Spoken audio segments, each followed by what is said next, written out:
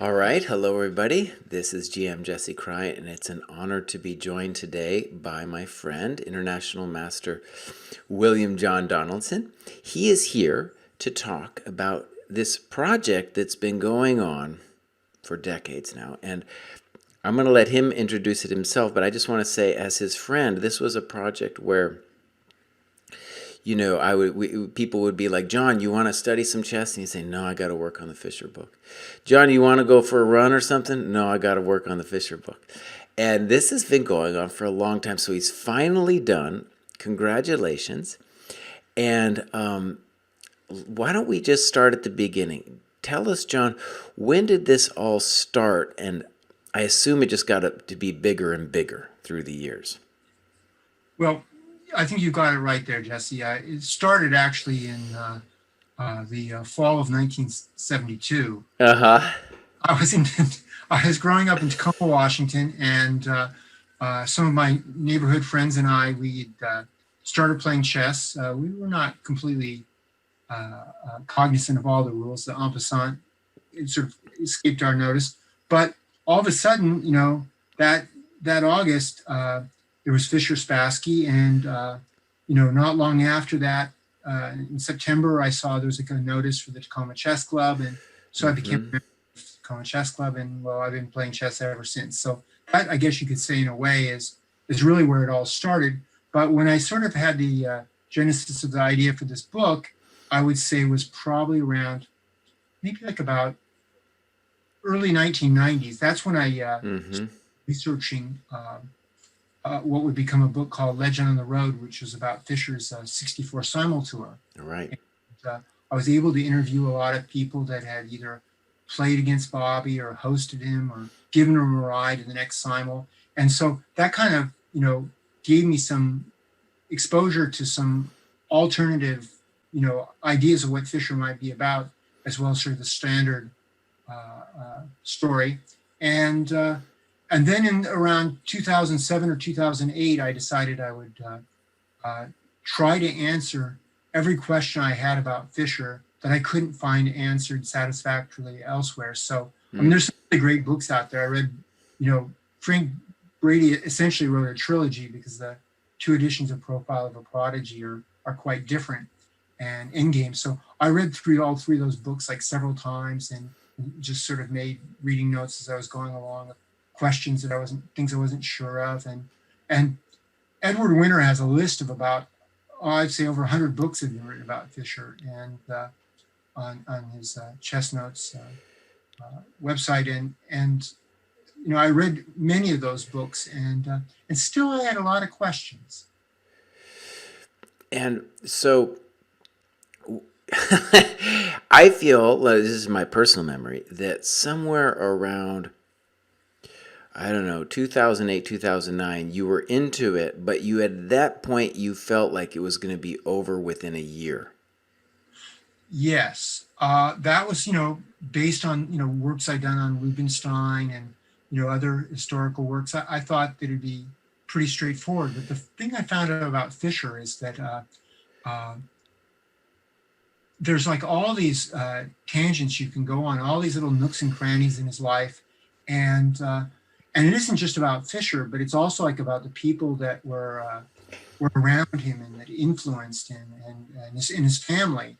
And it just started to grow and grow. And, I think that I was almost done, and then I'd find more stuff that I didn't really, there's stuff, I realized at a certain point that if I didn't stop it, I'd be doing it for the rest of my life, and I'd never finish writing it. So I had to finish it up. But it still came to 650 pages, and I have a second volume planned that is pretty much, maybe about 80% done. So it's a rather larger work than I initially anticipated. Well, John, that was some big news you just dropped. I figured 650 pages, that's got to be enough. No, we got another volume coming. Holy moly. So I guess here's an interesting thing already about it. So I should just say John has published many books across a wide variety of chess topics, openings, other historical figures, like he mentioned, Rubinstein, and right, all those books you finished up in kind of a tidy frame, a time frame. And this one was so hard. And I assume for everybody, any historical subject or opening, any book you want to do, there's always going to be so many different rabbit holes that you can go down. And so, why was it? I assume it's got to be a personal relationship with the guy and the topic, but yeah, why was it, in your own words, why this thing can never come to an end for you? Well, of course, the first thing I should say is I never actually met Fischer. Right? In fact, there are very few American players that are living today that have. I mean, of course, there are some, they're in their late 60s and 70s. Lubos Kovalik or Mm-hmm. Sal Natura. There's some that did meet him, and there's some amateur players that met him. That played him in '64 that are still around. But if you look at players from, let's call it like Fischer's children, if you will, the players that came up in '72, the Larry Christensens, Nick DeFermians, Right. Fedorowicz, Joel Benjamin, that type. Only two players from that generation that met Bobby were Yasser, in 1992, and Sveti Stefan, and Larry Christensen at the '78 U.S. Championship in Pasadena. So first I have to say I actually never met the guy, Right. and but I've met a lot of people that did meet him, and I think also, I was born in '58, so the late '50s and the early 1960s have always struck me as kind of a very interesting period in American chess, because there were very few USCF members. I mean, we're talking like, under 5,000. Mm-hmm. There were a lot of really, really good players. I mean, not just Bobby, but Lombardi and Evans and Reshevsky and Benko and Robert Byrne. There wasn't a huge amount of depth, but the good players were really good. Right. Okay, well, why don't we dive into some of the pics that you sent me? And so I'm going to change screens for a moment, and I have to tell John which it is we're going to look at. And just preface this by saying, I think one of the curious things about Fischer is, for so many of us, including myself, he's kind of a larger than life figure, and the people in his orbit don't necessarily seem that important. But what John did is, go back, and we're gonna just pop up some pictures. Most of these aren't even, in fact, with Fischer himself, and we're just gonna kind of talk through them. And this will be a trip down U.S. chess history lane here. So here we have a pic of Arthur Bisgeier. Tell us about. Yeah, there's some great Fischer Bisgeier stories, but I'll let you take it away. Okay, so the first thing I would say is, pretty much all these photos were taken by the same individual. It was a woman by the name of Beth Cassidy, and she was a member of the Irish Women's Olympiad team, and had the first Olympiad for women in Emmen in the late 1950s. Mm-hmm. So she was a reasonable player, and she moved from Ireland to New York sometime like around 1964, thereabouts. And she was one of the managers, I believe, of the Manhattan for a couple of years. And she also was a very good photographer. And she took a lot of the photos that appeared in Chess Life and Chess Time. And then she, like, around early 1970s, she just like dropped out of the chess world. And that would be it, except for in Tulsa 2008, I think it was, the US Championship was held. And a woman in her late 70s, early 80s showed up, and she introduced herself to the late Frank Berry, and she said, I used to be involved in the chess world. And he was like, oh yeah, right. Uh-huh. And he says, and I took a few photos, and he's like, right. But they're all slides. So then all of a sudden she brought all the slides, which had been in storage for, like close to 50 years. And she brought them to Frank, and he scanned them all. And he's like, whoa. And they were like, there were photos of Fischer that hadn't been seen before. But right. It was just really sort of like a who's who of American chess. And also there were a couple of international tournaments she covered. But from a period of about 64 to 66, she got a lot of interesting people. She took pictures of them. and there were many people that I'd never seen pictures of otherwise. Right. This one of Bisgeier, is from that time period. And of course, we know the thing about Bisgeier is that, beat Fischer the first time and got a draw, and then he lost like 13 games, something like that. Yeah. It didn't matter. He had good positions, he had equal positions, he had bad positions, he lost them all. Yeah, he lost them all. Yeah. One of the games that I found quite fascinating that Andy Soltis sort of brought back to life was a game that Fischer played in 1963. And it was played in the Western Open in Bay City, Michigan. And Fischer had stopped playing in Swiss tournaments in the U.S. in 1957. Was it the last time he played? He won the U.S. Open. He played a couple tournaments in Milwaukee. He won the New Jersey Open. He won the U.S. Junior. But from 58 onwards, he was playing in international tournaments, or he was playing in U.S. championships. But all of a sudden, after the match with Reshevsky, he stayed close to home. And he declined his invitation to play in the 63 Piatigorsky Cup. And so he ventured off, and he played in the Swiss. And I've got a lot of interesting stories from people that were there. And one was about this game with Bisgeier. And the thing that's kind of interesting about that game is that it's a King's Indian attack in reverse. And Bisgeier's white, and he plays a setup with the white side of a King's Indian where he plays E3, and right. He allows black to play E4. And all of a sudden you see at a certain point, Fischer slows down white's queenside initiative with the move A6. Oh, interesting. And so immediately, you're thinking, well, all right, we knew a long time ago that, the classical rule is don't play on the side of the board where your opponent has more space. You just accelerate the action for him. But then Fischer played that famous King's Indian attack game in Seuss against Miar Magsurin. Yeah. Apologies to any Mongolians listening.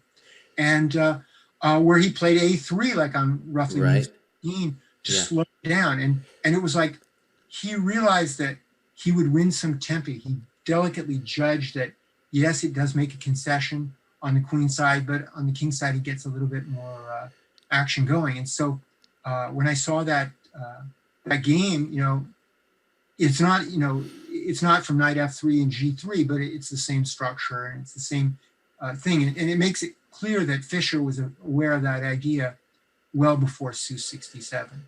Right. Cool. Yeah. And what, by the way, I should say about Bisgeier, he was a very talented player. Mm-hmm. A lot of, he had a relatively long career. I mean, he played into his 70s. Yeah.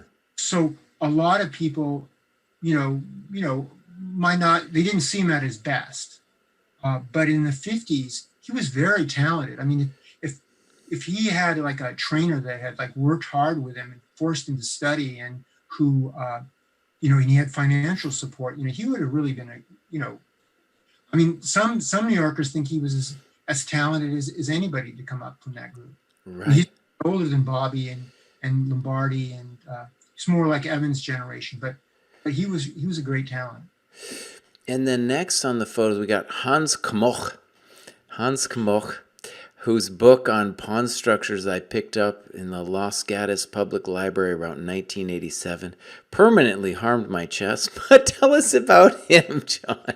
Well, I guess, Jesse, I should say, I would guess that you've been suffering from leukopenia ever since. That is a lot of jargon in that book. Yeah. The thing with Kamak is that, obviously, he was, from Austria. He came to the United States in the 1950s, maybe even possibly slightly earlier. He was the manager of the Manhattan for a long time. And he was the fellow that was the manager when Bobby first joined the Manhattan, which was in 1955. Right. And, at that time there were the two clubs, the Manhattan and the Marshall. Right. Marshall was much more junior friendly, and they had a real tradition of having young players play there. Manhattan, not the case at all. Right. And so they had to make a special exception, and Walter Shipman, who lived for many years in San Francisco, he he spoke up for Bobby, as did Frank Brady and others. And so they made an exception for Bobby. And Kamak, he organized a lot of tournaments that Bobby played in, you know, in that period, like say 55, 56, 57. Some tournaments that, for example, we don't really know too much about. They're like thematic Roy Lopez tournaments that, you know, the games are, they're in an archive Uh-huh. the Marshall Chess Club has that has not yet been made public. Oh, And wow. received a donation from Russell Targ, who is the brother-in-law of Bobby.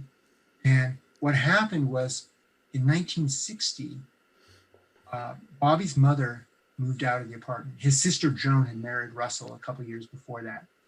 And she moved out because she was going to go on a march for nuclear disarmament, a peace march. And this march was from Union Square, not far from the Mechanics Institute in San Francisco, to Moscow. Uh-huh. He was with a group of 9 other individuals who started walking down the El Camino Real. They went on Mission Street and they went out of the city, and they walked their way all across the country.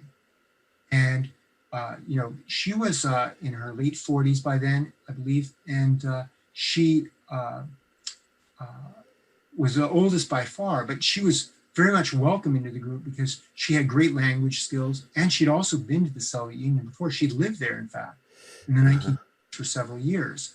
And so when she left, it meant all of a sudden Bobby was going to be in the apartment alone. And so what ended up happening is she probably thought leaving a 17-year-old in charge of all the family heirlooms wasn't a good idea.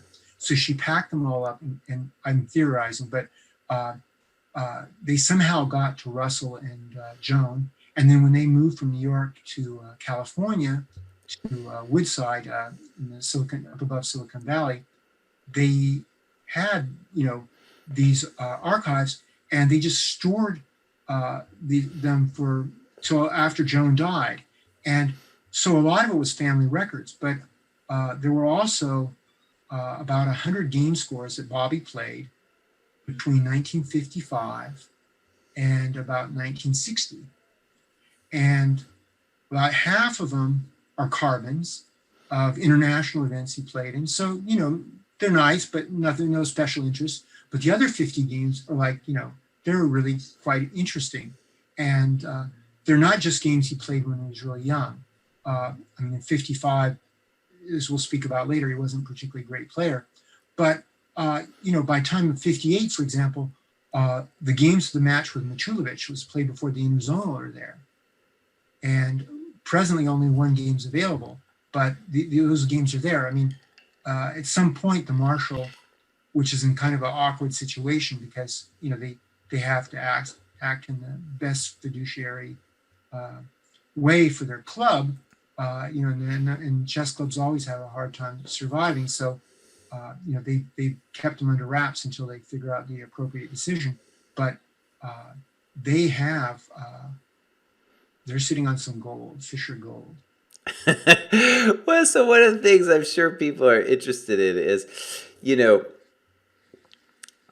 all of us at some level, like who have grown up, especially in America, regardless of your generation, are kind of affected by Fischer, even if they aren't aware of it. But what's so cool about just listening to John talk is John is obsessed, like the select few are, about like the details and how to put the details together and how cool it is to find a picture. You know, years later, 2008 Tulsa, which I guess we were both there in 2008 in Tulsa. I played. Oh no, you were there, but I wasn't. I wish I was. Oh, I said, got it. Yeah. Cool. Well, to that end, you know, let me just ask you. I'm going to say, I have thought about Fischer a lot. You know, I got his collected games when I was a kid, and mostly I've been interested in Fischer just as a player. And there's so much about the guy that's enigmatic, especially the stuff in the 60s. And so, given that you've done so much work and spent so much time with it, I'm just going to ask you kind of a dumb Well, I don't know if it's dumb, but just a blanket question that you can go with wherever you want, and that is simply, who do you think Fischer was? Is it possible even to say? Well, I'm not sure if I completely know the answer to that question. Uh-huh. But and that's why in the book, I sort of, whenever possible, I let him sort of speak for himself, or I let others speak about him, so the readers can kind of come to their own conclusions. But my impression is that up until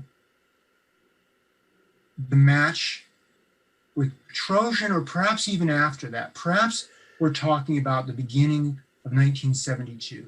Okay. That's one Bobby Fischer. Then there's another Bobby Fischer from like 1972 to about 1978. Uh-huh. Another Fischer from like 1978 to the early 90s. And then there's like another Fischer for the rest of that. It's like there are these sort of different stages of his life. I mean, as there are for everyone, but in his case, they just seem to be quite much more dramatic. And I'll explain why I think that. I talked to several people that played in U.S. junior closed tournaments in the late 1960s. James Tarjan, Sal Matera, and the thing I really got, and also there's a fellow, I've got his story in the book, a fellow named Richard Fireman, who's a friend of Steve Spencer's. All of them mentioned that, the Fischer of the late 1960s was so much different than the Fischer after the match in Reykjavik. And to put it in perspective, he would come to those U.S. junior closed tournaments, and he would analyze with the players, and he'd go out to eat with them. And he felt very comfortable. They were a little bit younger than him, but, by maybe like 4 or 5 years. Right. And he just felt very relaxed and no problems. Well, a friend of mine, the late Michael Shem, he played in the American Open in 1972. And this is when Fischer fever was like, at its most. Right. It was right after the match in Reykjavik. Uh-huh. Plus, it was in November. And the US CF population, or membership, I should say, had gone from 5,000 in 1960 to maybe like, say, 10,000 in the late 1960s to like 60,000 by like 1972. Right. I mean, it just exploded. So Fischer shows up at the American Open. So and Elliot Winsley told me he'd done a similar thing a couple of years before in New York at Atlantic Open. Well, when he came to the Atlantic Open, like in 1970, people, made a little bit of noise or anything like that, but they gave him his space. And when he analyzed a game that young junior player Paul Jacklin had played, he, it was just a normal situation. Well, in November of 1972, and by the way, this was to give you an idea how different the times were. Joni Mitchell was playing in the tournament, the singer. And Peter Falk was there getting some background material for an episode of Columbo that would air, in the next year. Right. So, this is a little bit different times. So it was at the Miramar Hotel, which is like, now it's like, incredibly expensive hotel in Santa Monica. Chess tournaments are usually not, they're never held in such hotels anymore. Yeah. They're usually a place where, it's not a place that you would be at, except for there's a chess tournament there. It's just the economics of it. So Fischer comes in, and what my friend Mike said is, all of a sudden it was like the room, there's a kind of like a little low-lying buzz in a chess tournament, and all of a sudden there was like this hum went up. The oxygen in the room went out, and it's like everybody, whether the clock, whether they are on move or they were waiting for their opponents to move, they started moving towards Bobby en masse. And this is when the American Open, it was probably 500, 600 players.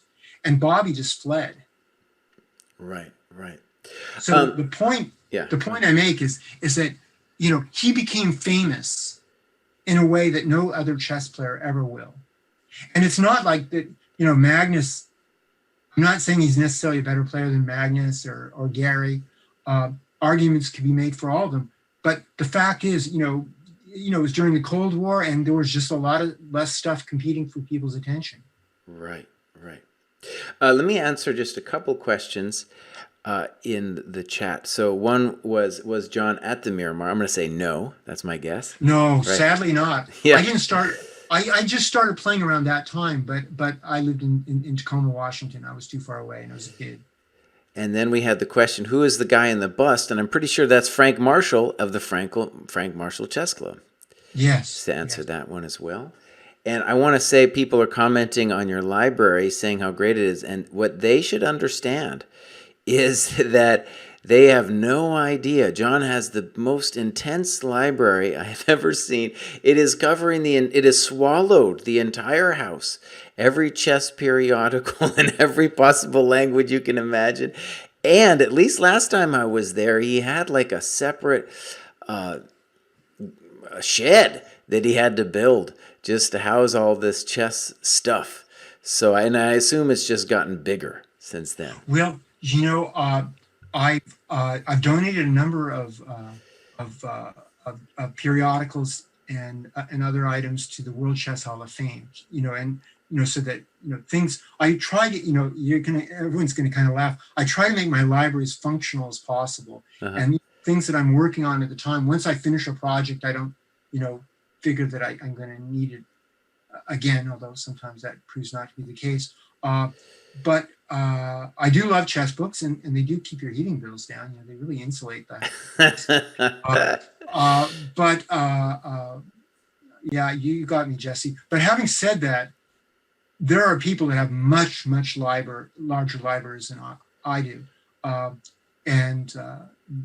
Two, David DeLucia is one, and another is Andy Ansell, that really have outstanding collections and that are very good about Andy in particular about making his library available. To me, it's not so much I need to have the items. I like to have the information. Right. Now, let me ask you a question. This is maybe just my own personal thing that I've always been fascinated about Fischer with, and I know you've done the research. So I feel like towards the end of the 1950s, this is just my fans' take of it, right? Towards the end of the 1950s, he's good, and he's like, maybe he's in the top 10 at the end of the 50s, but he's not there yet, and I feel like there's all this expectation that he should be there, and he maybe himself feels like he should be there.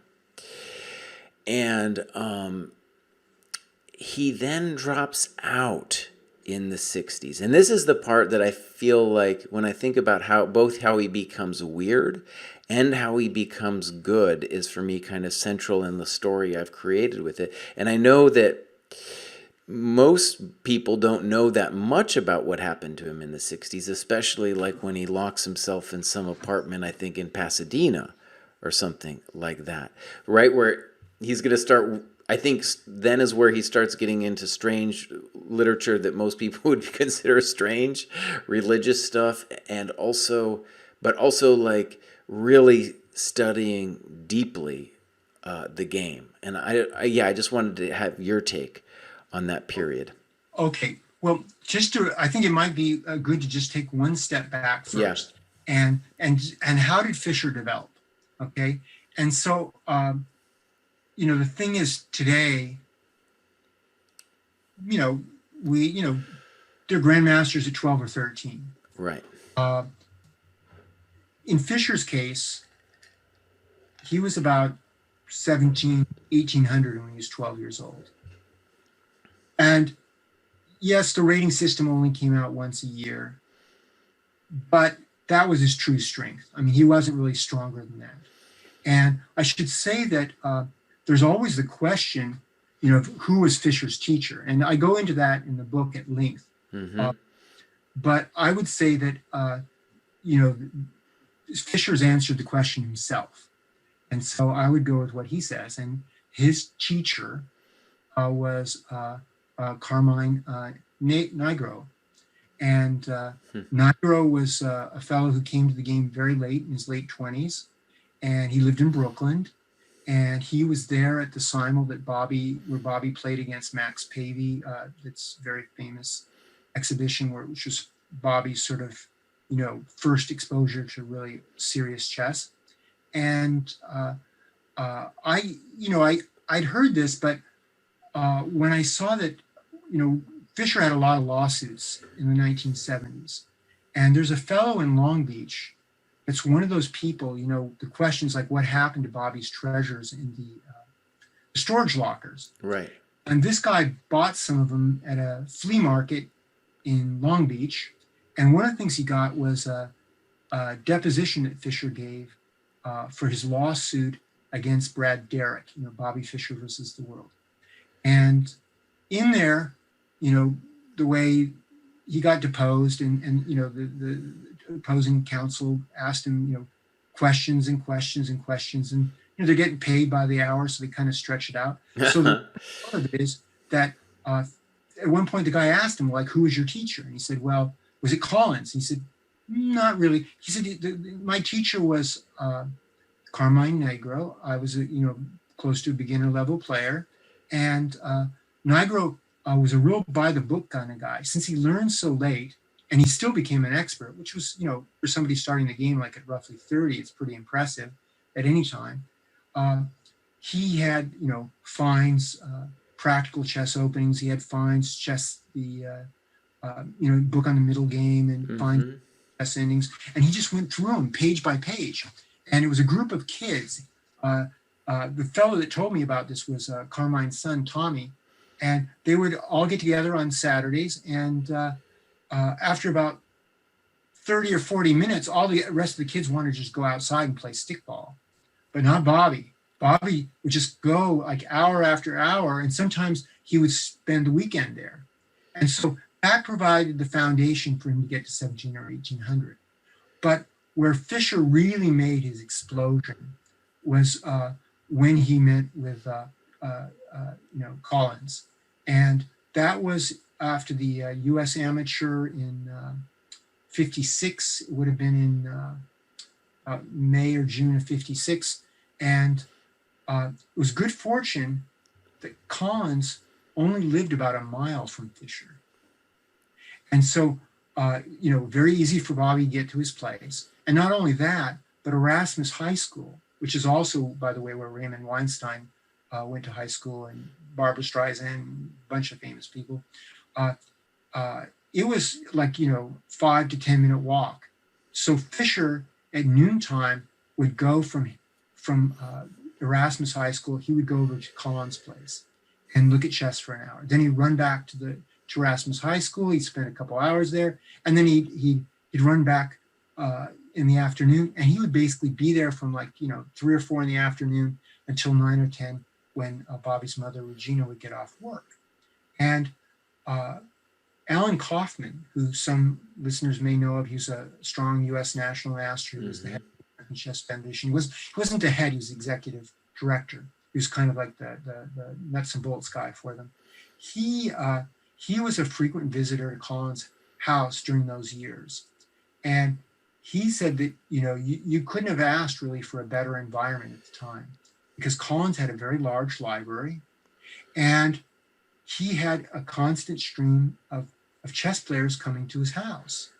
And, some of them would be there to play blitz. Some of them would like to play slow chess. Some of them would like to analyze and pick out a book from the library, go over it.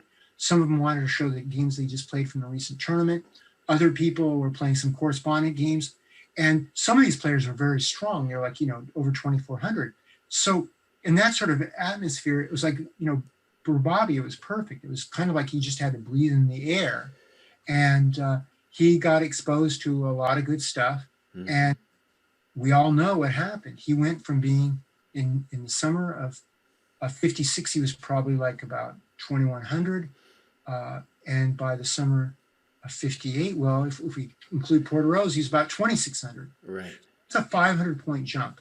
So one thing I can guarantee you absolutely, unequivocally, Jesse, is that no chess player will ever jump 500 points from 2,100 to 2,600 between their 13th and 15th, years. It just won't happen. But it didn't even happen then because obviously players progress at a more normal rate. And, you know, Mm-hmm. the players before him, players like, say, like Spassky, who played in the candidates tournament when he was in his late teens, and Paul, uh, you know, they were strong players when they were in their early teens. They were, you know, they might not have been like the players today, but they were still, you know, they were like masters. It was not like it, you know, it is today where, or I should say what it was with Fischer, where he was, you know, clearly, you know, he was not that impressive when he was 12 or 13 years old. Even by Right. that time, Larry Remlinger, who lived in Long Beach, was much more impressive. But it's a good example of how important it is to be in the right place at the right time then. Today, you could live in Timbuktu and you could still be a good player. Right. But in those days, there was kind of a ceiling, and Larry got to be like 2,300, 2,350 when he's like 13 years old. But there was nobody really for him to play that was much better than him in Los Angeles. And so he really didn't get much better. You know, Right. until later in his 50s, he dedicated himself to chess and he became an international master. Relatively straightforwardly. Right. So, well, just to, that was beautiful. What, but to get back to, I guess my fans' question is, what happened to him then in the '60s? Okay, so you would think that there he is. He's just qualified for the candidates, but of course, as we know, you know, when he qualified from the interzonal, he beat the players in the lower end of the cross table, and he drew with the ones at the top. Well, there were no lower players in the interzonal, and it was pretty rough sledding for him. Uh, but you know, he still continued to develop, and you know, he had some very good results in the late 50s and early 60s.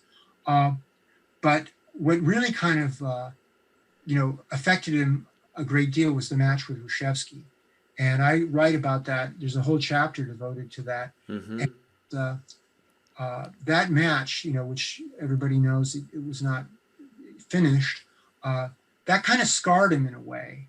And for example, I mentioned 2 years later, he didn't play in the Piatigorsky Cup in '63. He was invited. Uh, uh, you know, he gave the exhibition tour in the first half of '64. He was kind of, you know, he was studying chess very seriously. He was living on his own, but he, you know, those were his kind of years in the wilderness in the sense that, you know, there was still a lot of stuff he needed to learn before he could be, you know, world champion. He was not the best player in the world. I mean, you know, in Curacao, it's true that, you know, three of the Soviets arranged to make, you know, energy-saving draws with each other. Right. But if Fischer had been doing well in the tournament, you know, that would have helped him, not hurt him.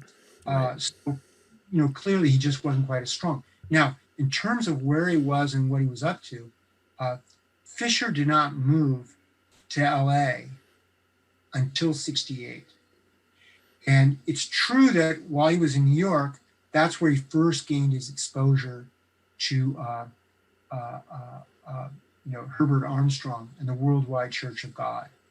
And, but, you know, he subscribed to their literature and he, you know, he studied it and he tithed money, and, you know, but he didn't actually move to Pasadena where they were located. And he didn't move to Southern California until '68, but he didn't actually move. He didn't actually live on their compound until after the match in Reykjavik.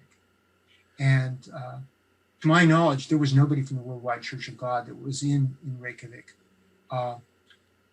You know, Fischer at that point he definitely subscribed to the doctrines of the Worldwide Church of God, which in some ways you know, share some certain tenements with Judaism. So you know, he would, you know, take his Sabbath on Friday night, and he was very serious, just like Hrushevsky. He wouldn't play, you know, on certain dates, days of the week. But he, I think what you were hinting at when he sort of, there were darker elements that came. Those were later on. Those were really only like in the mid to late '70s. Well, hold on though. I thought because I think like when he goes to, because it's in this period '68, right, where he is going to go from being in the top 10 to being the best maybe the world's ever seen. We can, you know, people will debate it, but that Right. right, it's this period where he's going to vault himself, and I don't know, this worldwide Church of God thing, it seems pretty dark to me. And it's like then he goes into solitude over there in Pasadena. He's by himself in a room studying chess. It's to my mind, it's both inspirational and very dark. Right? It's like Right, right. it's both Well, of those things. I mean, uh, the I should say that the Worldwide Church of God, if you Google for it now, it doesn't actually exist under that title. Right. In the uh, in the first half of the 1970s, it or maybe by the late 70s, it started to splinter, and part of that reason, I mean, this is I'll cut this pretty short, is that Herbert Armstrong and his son Garner Ted, uh, they got caught in flagrante delicto, Uh-huh. and uh, Stanley Rader got caught, absconding with church funds. So they got investigated by the state of California. All right, but by that point, Bobby had already basically broken away from them, and he'd broken away because one of the prophecies of Herbert Armstrong was that that there was going to be this Armageddon, and that didn't prove to be the case, and most of us would probably be rather grateful that that didn't happen. But in Bobby's case, it's like, how can I trust this guy anymore? So Fischer did wander off into a considerably darker side in the late 70s. But you're right. In about in 68, he played the one game with Sadie, played in the Manhattan Marshall match in late November of 68. And then he didn't play, that was it pretty much. But when he came back, he had a couple periods in his career where he didn't play for, a year or two and just studied and studied and studied. And, I'll tell you one thing. I mean, I don't know what he'd be doing. These days, I mean, there's so much material to study, you could study 24/7. It might not be good for Bob. He's a hard worker. There'd be no rest for him. But he really worked on his game, and he didn't do it with the help of Soviets, as we all know. He didn't have any team. Right. Sure, when he was young, he had players that maybe during that time when he was with Collins, but he didn't have any real. Zuckerman, I would say, is the closest he had to kind of like a consigliere, if you will. They would often discuss opening theory together.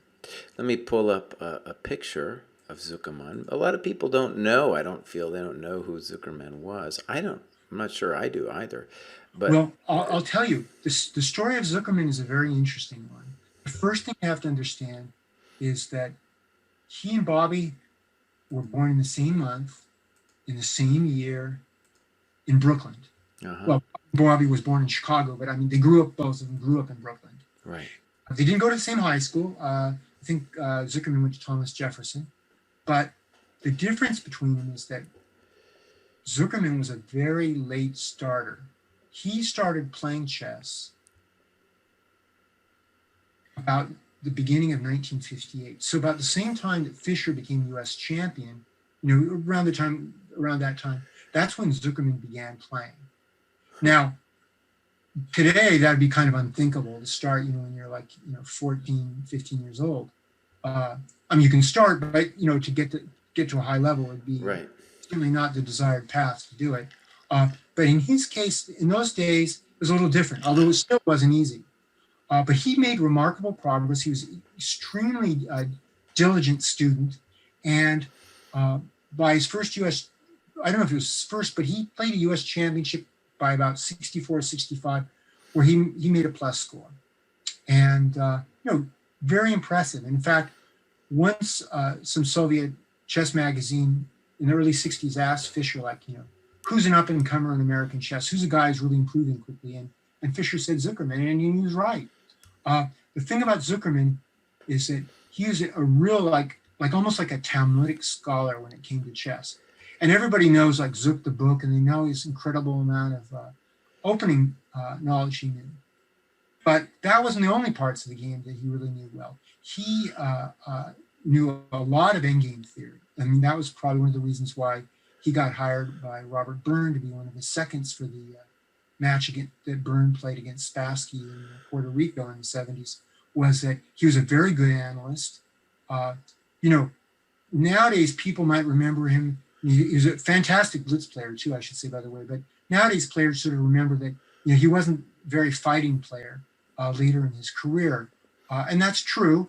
But in terms of pure chess knowledge, he was, he knew a lot. So this guy was hanging out with Fischer, and what we're saying is they hung out. They hung out, from the late 50s to up until, Fischer moved in 68, as I said, to Los Angeles, and they still hung out. For example, in 78, when in 74 or so, I think, Zuckerman played like in the National Open, and he played in Lone Pine, and he visited Fischer then, and was Fischer's guest. Uh-huh. But for example, Zuckerman's the kind of guy who can show you, like he can kind of twist your mind, because some of the things I always thought about Fischer, one was like he was like always in search of the truth, and to that end, his sacred text was his 60 memorable games.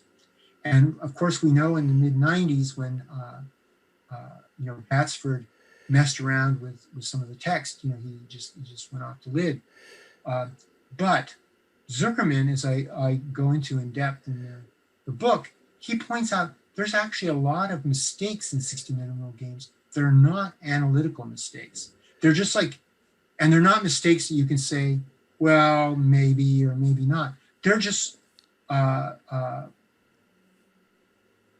Fischer didn't get it right.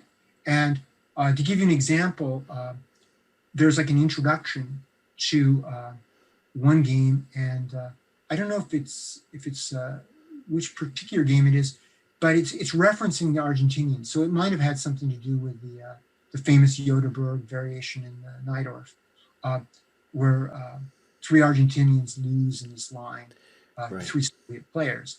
But the point is that Fischer in the book, he mentions how Buenos Aires Olympiad, 1939, how that was a magical event, and how it really impacted chess in Argentina, because of course Najdorf chose to stay in Argentina. Well, Najdorf wasn't the only person that chose to stay in South America. I mean, Stolberg did as well, although he went back. But there were other players. And Elauskas was another very strong player who played for Austria and Germany in Olympiads, and later played for all those great Argentinian teams that always competed with the Yugoslavs for the medals in Olympiads. Elauskas was also there. Well, Fischer also mentions Pilnik. Also, he had come from Germany, and settled in Argentina after in 39. But like Zuckerman's like, no, he didn't. He came to Germany in the early 1930s. It had nothing to do with the Olympiad. And Fischer had like Zuckerman had like a dozen things like that, where, for example, Fischer referenced his score with Tal. This is the famous game where Tal forgot to play A6, and Paulson Taimanov set up and allowed knight DB5, and that was the first time that Fischer beat Tal. And he mentions at a certain point he could have won more quickly, but because of the bad record he had before that, he wanted to be especially careful and safe. And he says, and our score was this. But Zuckerman's like, no, it wasn't. It was that. And Fischer had like forgotten a game or two.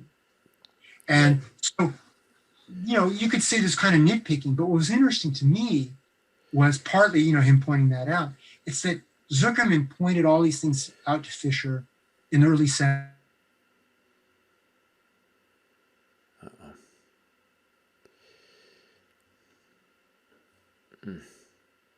Shoot. So that's just one of those kind of little mysteries that I was never able to resolve. It's just that, nobody's 100% consistent, but in this case, Fischer wasn't sort of true to his school, if you will. Right. Well, we all, chess players are bad about remembering things anyway, right?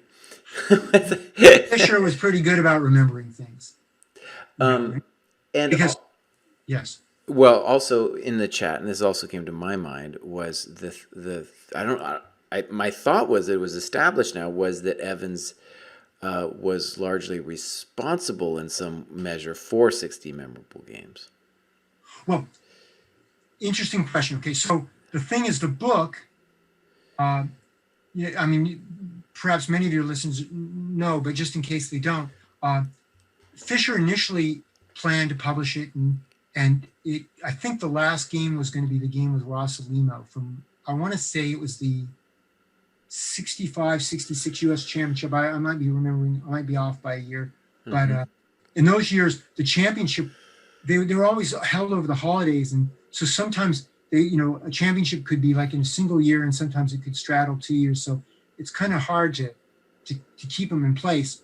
But it was supposed to end, but then Fischer, started thinking, like, gosh, I want this book to be perfect. And he's like, maybe I'm giving out too many secrets here, Uh-huh.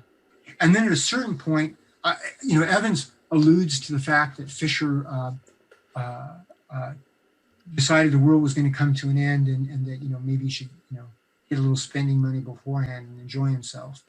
And perhaps that was alluding to that prophecy of Herbert that the world was going to end. So Evans definitely wrote some of the introductions. Now, of course, you could always say, you're the author, you're responsible for everything in the book. Right. And I'm sure that grammar was not Bobby's strong suit, but the ideas. He was such a strong person. Now, I don't see Evans ever being able to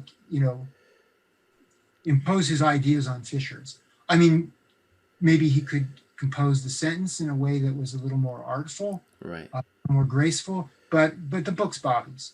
Okay, no, that's good to know. I think people would be thankful for that.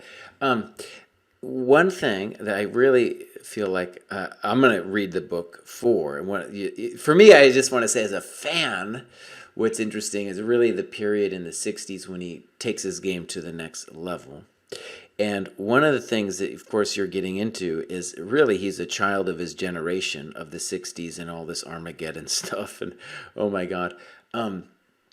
Is it a fair leap of speculation to say that one of the reasons he goes away from chess was that he had some part of his mind really thought it was all going to be over anyway? Well, I think I don't know the Worldwide Church of God exactly when Garner Ted made that prophecy. I would assume it. I actually am not sure. So the exact timing of it. Right. But the thing with Fischer is that one thing is for example, just the match in 72 is that it was so easy that it would have been very, very easy that match never happened. Right. It actually happened was a miracle in a way. Right. And one person who's really responsible for making it possible was Anthony Sadie. And it just was very fortunate that he was at the right place at the right time. Sadie and Fischer were not contemporaries in the sense, Sadie was born in 37 and Fischer in 43, but they were friends early on. And Fischer even had a summer vacation where he stayed with the Sadie family on Martha's Vineyard and in the mid-1950s. And all this became important later. Fischer, by the way, in the book, there's a training game that Sadie and Fischer played right before the Interzonal in Porto-Rose. And so, because you remember in the first half of 58, after he won the U.S. Championship, Bobby didn't play in any tournaments until Porto-Rose. So, it was important for him to get some practice. So Sadie was always a good friend of his. And, it happened in 72 that, Sadie, was a medical doctor. He's living in LA. He'd seen Fischer off and on. And it just happened, he called up Bobby and said, hey, I'm going to New York and you want to come along? And Bobby's like, yeah, maybe that's not a bad idea. And then, of course, we all know how he ended up later on, holding up in the Sadie household before eventually going to Reykjavik. And it happened, it was I'm sure it made it much more comfortable for Bobby that he knew, I Am Sadie's family very well, and they were very friendly and warm to him. And, all those things it would have been so easy for him not to play that match. And you can see so many other examples where, the match with Reshevsky, Sue 67, where, he walked right up to the edge, but he didn't jump off. But in 72, he actually, he stayed the course and went through. And I guess, I think most chess fans, when they think of all this brinksmanship that Fischer did with, you either do my conditions or I'm walking away, they think of it as a kind of professionalism, as in Bobby is making chess respectable and giving us certain conditions by doing this brinksmanship, by walking to the edge of the brink, as it were, right? And threatening to walk away. But to me, it just seems like the end of the 60s, he's gotten into some weird stuff. And I keep coming back to it, John, I'm sorry. Because as a fan, I'm fascinated with it.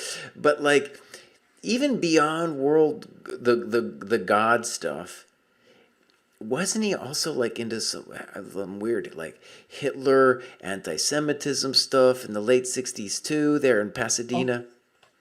Okay, well, the first thing is to take a step back. Uh-huh.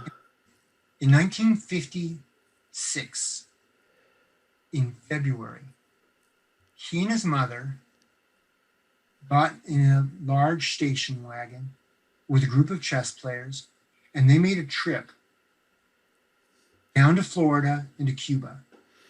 And this club was called the Log Cabin Chess Club.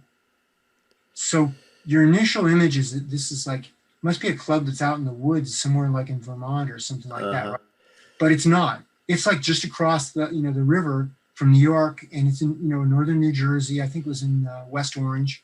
And the guy that runs it, his name's E. Forey Laux.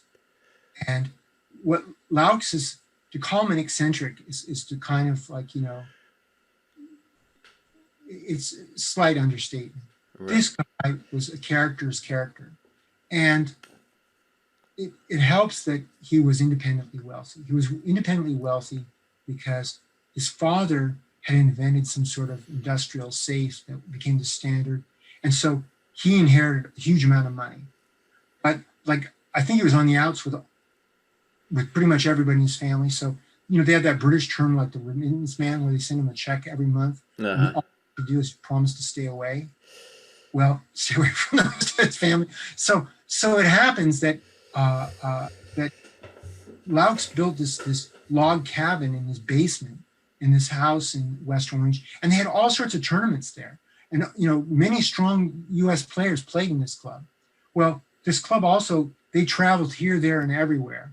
And they for example, they went from Long Beach in 1955 U.S. Open. They drove all the way to Fairbanks, Alaska. There was no real Alaskan highway. I mean, it was all gravel. So they were very adventuresome. So at any rate, why is Laux important? Well, he's important because one of his things that he did is he collected Nazi memorabilia. Now, probably half the members of the Log Cabin Chess Club were Jewish. So there's this kind of, disconnect, if you will. He wasn't Heil Hitler kind of guy, but he had this stuff there and was fascinated by it. And so this is one area, one possible influence for Bobby. Another is there was a chess player that was, strong master by the name of James Gore. Do not know this for a fact. This could easily be mistaken, but for example, Zuckerman thought that Gore could have turned him in this direction as well. But in the 60s, that really wasn't Bobby. I mean, there might have been episodes here and there, but remember also he played in Netanya in Israel. And he spent a week at a kibbutz as Bernstein, one of the participants in the tournament, hosted him. Mm-hmm. So that's not exactly the sort of behavior one assumes of someone who's like, a raving anti-Semite. Now, later on, of course, things do change. And, by the late 70s and the early 80s, Bobby starts to wander into the darkness. And I have a story in there in the book about how during one of his 2 visits to San Francisco, he stays with Jim Buff, who's a childhood friend from New York, and Steve Brandwine, who was a strong master, very great blitz player. And the 2 of them host him.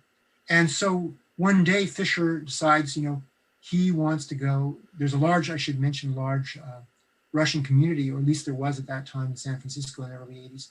And so they go to this bookstore, Znania, which means Russian, knowledge in Russian. And Fischer goes there and he buys his Shakmani Bulletin and he buys his 64. Same sort of stuff he used to do when he was a kid in New York. Right. But then he goes to this other bookstore. And Steve, who's like, a guy who would read like 3 books a day, who's really well read, thought he knew every bookstore in San Francisco. This bookstore he never heard of. And they go in there and then Steve's like, I don't know this bookstore. This is a nasty place. And so, there's there's this stuff, but Fischer's looking around and he's like, he finally says to the proprietor, like, where's the good stuff? The good stuff. He says, the good stuff. And Steve's like, kind of like pretending he's not there, but he's listening at the same time. He's like this fly in the wall. And so finally the guy's kind of reluctant, but he comes in back and he brings in this stuff, kind of elders of protocols of mind, this sort of crap. And he brings some stuff and Bobby makes his purchase and he's pleased and he bring it home. And then Steve's like, well, wait a second, Bobby. He says, this stuff, it's all been refuted. I mean, this stuff's like, ridiculous. I mean, these are like these sort of conspiracy theories, this is just like BS. And Fisher says, oh, no. And he says, I'll show you why, I can prove to you. And Steve could just easily refute him. And then Steve goes on, he says, now, why don't we create our own conspiracy theories? There might be some money in that. We could do something like that. And then Bobby just clammed up. He knew that what he wasn't going to be able to debate Steve about this stuff. There's just some stuff he just, he was the way he was. What can I say? So in your image of this, he is flirting with some weird stuff in the late 60s, but it isn't until after the big rush of publicity in 72 that things start to get weird, and then it just progresses in various stages of weirdness. It does. Well, I mean, I think, I have no medical credentials whatsoever, okay? Fischer's alleged to have had an incredibly high IQ. Do not know if that's true or not, but I certainly would not be surprised. If you look at his mother, she was really brilliant. I mean, she became a medical doctor in her 50s. She spoke, over 6 languages fluently. You look at Joan, also incredibly bright. You look at nieces and nephews of Bobby, all very accomplished people. So, I tend to believe that, he did have a pretty high IQ. Also, the one thing we know about Fischer is he incredibly sensitive to noise. Stories like when he played in the candidates tournament, the candidates match against Taimanov in Vancouver, he could hear noises that a normal person could pick up. Now, that is, oftentimes associated with people that have Asperger's. Right. But does that mean Fischer had Asperger's? I'm not qualified to say one way or another. Mm-hmm. What I can say is that genius and madness are not too far apart. And there's a book, a psychoanalysis of Fischer by Professor Joseph Ponoroto, who has a copy of a lot of Fischer family documents. He had access to them. These are from that same Targ collection that Marshall has. And in one of them, you learn that Bobby's grandmother died in a mental institution. that is Regina's mother died in an asylum. Huh. So, that, you know, you know, geniuses sometimes are not that far from the edge.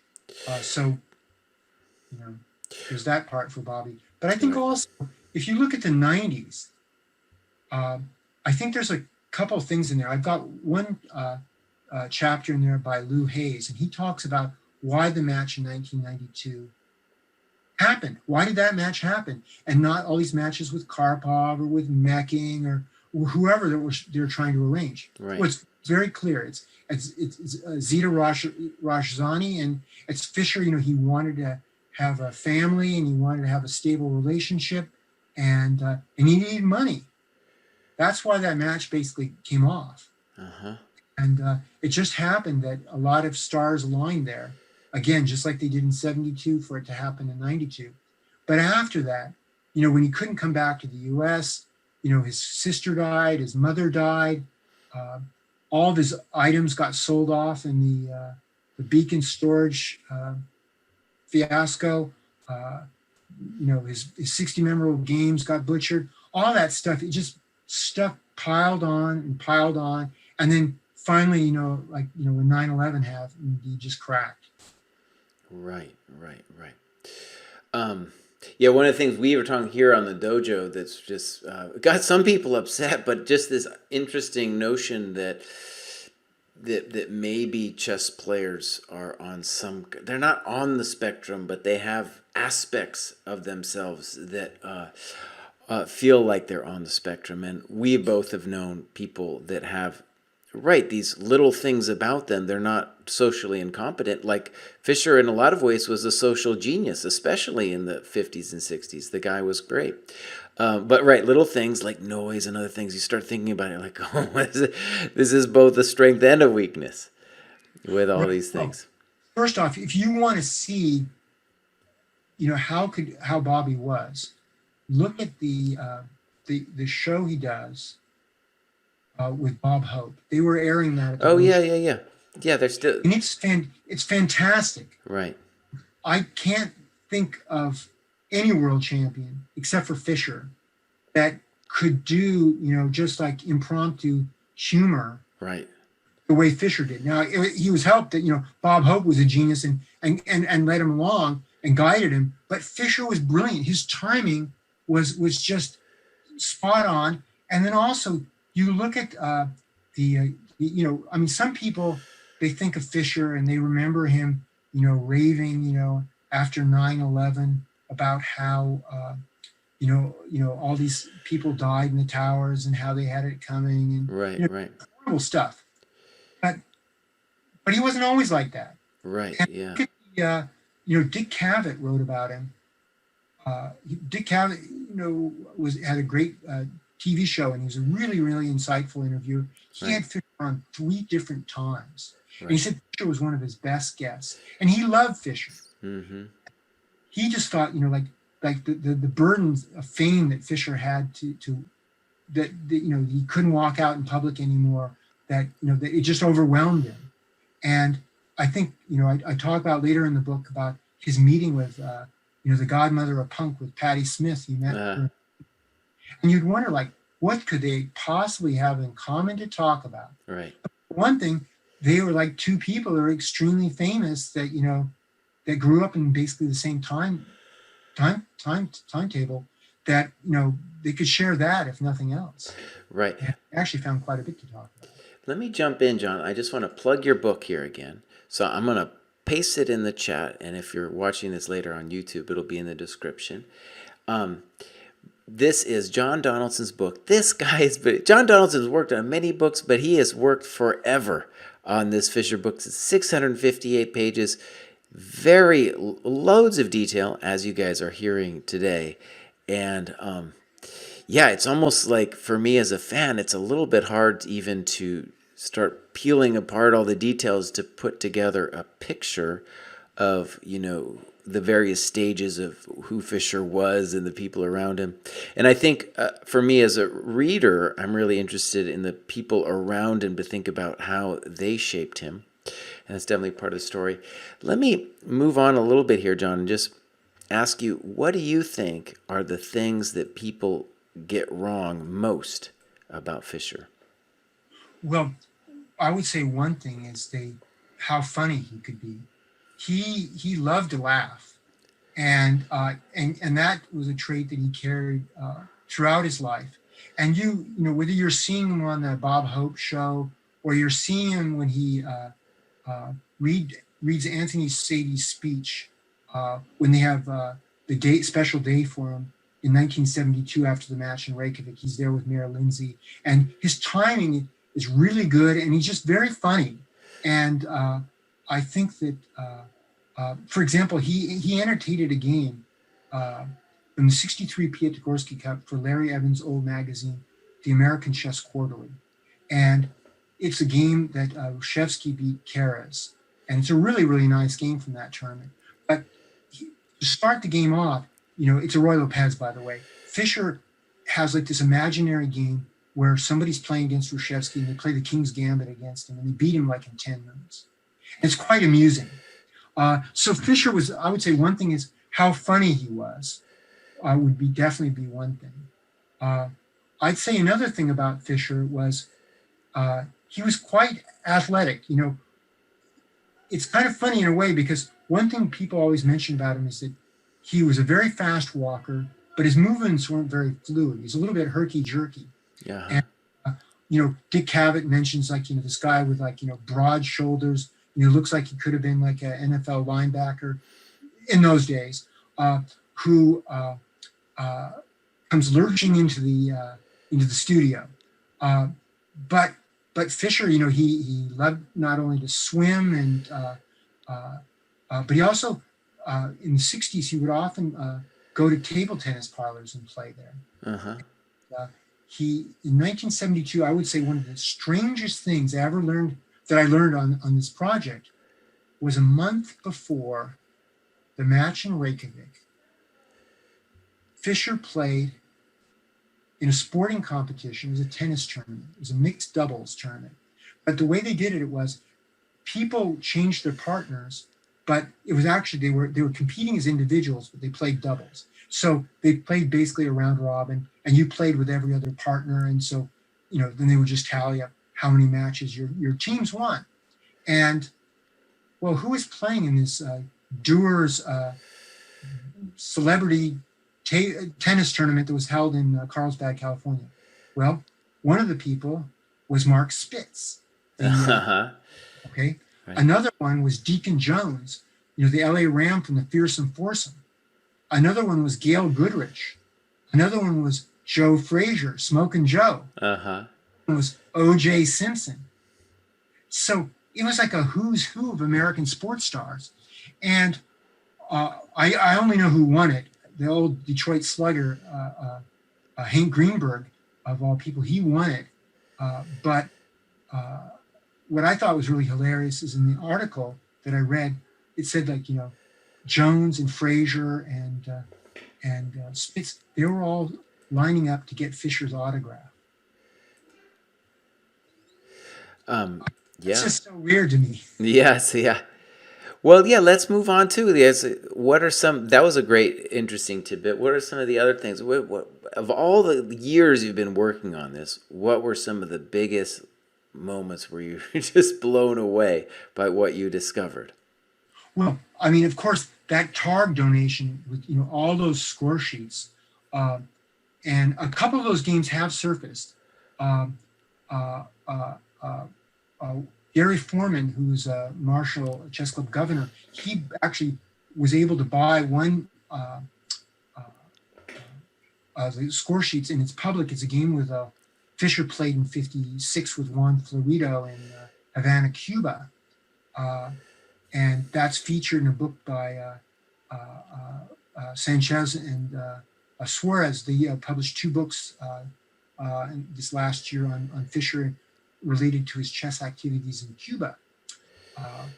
But I would say one of the most amazing things to me was, well, there are a lot of things that kind of shocked me, was Bobby, of course, played in 1965 in the Capablanca Memorial, right, without traveling to Cuba.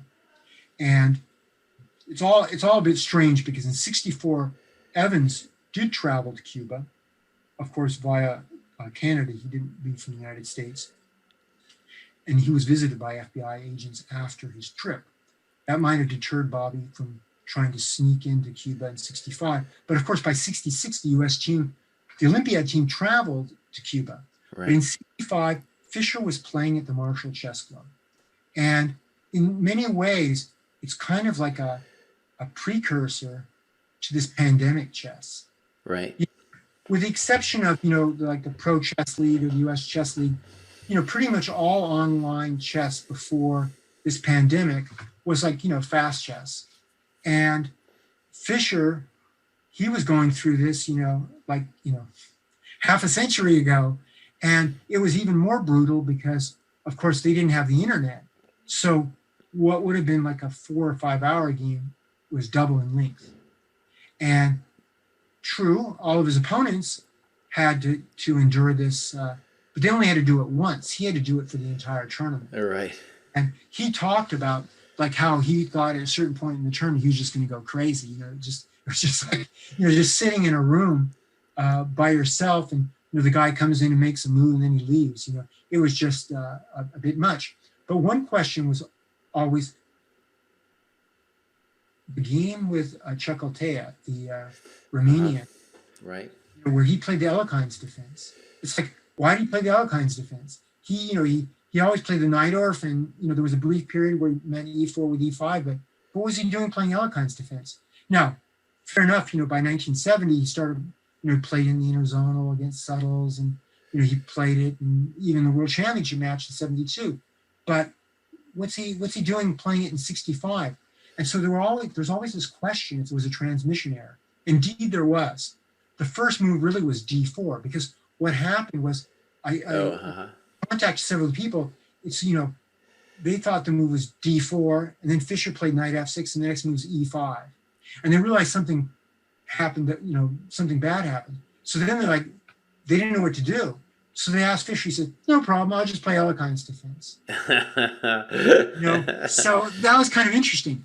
But so you think, well, geez, I mean, where's the temperamental genius? This guy, it just seems like he goes with the flow. Right. But then the same guy that tells me this tells me a couple days later, it's like Fischer's getting ready to play, and he got out of bed late, and he wants some breakfast, and he wants some orange juice, and the guy's able to get everything on the order, but he can only get bottled orange juice and not fresh squeezed. And like Fischer was like really upset. So, you just don't know sometimes. Right. There were, I would say one of the most surprising things that I learned was after the US Open in Boston in 1964, Sam Sloan always said he spent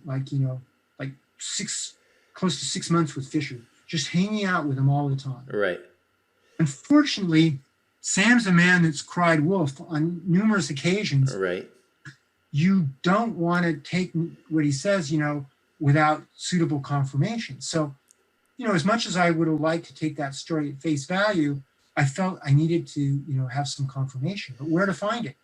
Well, I was reading a book by this guy, Nej, who was Fischer's sort of man Friday during his stay in Yugoslavia in 1992. Leading up to and during the match, and even after the match in Yugoslavia and in Serbia, he was like, Bobby's beck and call. And so like one day, and he wrote a book about his experiences 20 years later. So he writes this book, and he mentions how he had this one conversation with Fischer, and Fischer's there, and I think Gligerich and maybe Torrey were there. And he said, he says, man, I don't know how you do it.